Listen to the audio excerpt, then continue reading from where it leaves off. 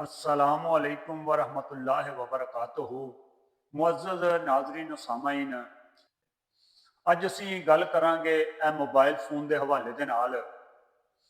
ਤੇ ਬੜੀ ਪਿਆਰੀ ਸ਼ਾਇਰੀ ਹੈ, ਸੁਣੋਗੇ ਇਨਸ਼ਾਅੱਲਾ ਮਜ਼ਾ ਆਏਗਾ ਔਰ ਬਿਲਕੁਲ ਅੱਜ ਦੇ ਹਾਲਾਤ ਦੀ ਅਕਾਸੀ ਹੋਏਗੀ ਕਿ ਜਦੋਂ ਦਾ ਇਹ ਜੇਬਾਂ 'ਚ ਫੋਨ ਆ ਗਿਆ ਏ, ਜਦੋਂ ਦਾ ਇਹ ਜੇਬਾਂ 'ਚ ਫੋਨ ਆ ਗਿਆ ਏ, ਸਾਡੇ ਤੇ ਨੈਟ ਦਾ ਕਾਨੂੰਨ ਆ ਗਿਆ ਏ। ਇੰਜਦੀ ਏ ਸਾਨੂੰ ਚੰਬੜੀ ਬਿਮਾਰੀ, ਚੈਟਾਂ 'ਚ ਲੰਘਦੀ ਏ ਰਾਤ ਸਾਰੀ ਸਾਰੀ। ਜੀਵਨ ਦਾ ਸਾਰਾ ਸਕੂਨ ਖਾ ਗਿਆ ਏ, ਜਦੋਂ ਦਾ ਏ ਜੇਬਾਂ 'ਚ ਫੋਨ ਆ ਗਿਆ ਏ। ਕਿ ਸੱਤੋ ਤੇ ਫੱਤੋ ਵੀ ਸੁਣਦੀ ਏ ਗਾਣੇ, ਸੱਤੋ ਤੇ ਫੱਤੋ ਵੀ ਸੁਣਦੀ ਏ ਗਾਣੇ, ਉਹ ਇੰਡੀਅਨ ਪੰਜਾਬੀ ਫਿਲਮੀ ਪੁਰਾਣੇ।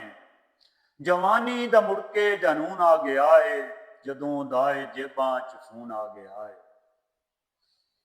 ਮਾਵਾਂ ਤੇ ਧੀਆਂ ਨੇ ਮੂੰਹਾਂ ਤੋਂ ਪਰਦੇ ਉਤਾਰੇ, ਛੋਟੇ ਤੇ ਵੱਡੇ ਰਲ ਕੇ ਨੱਚਦੇ ਨੇ ਸਾਰੇ।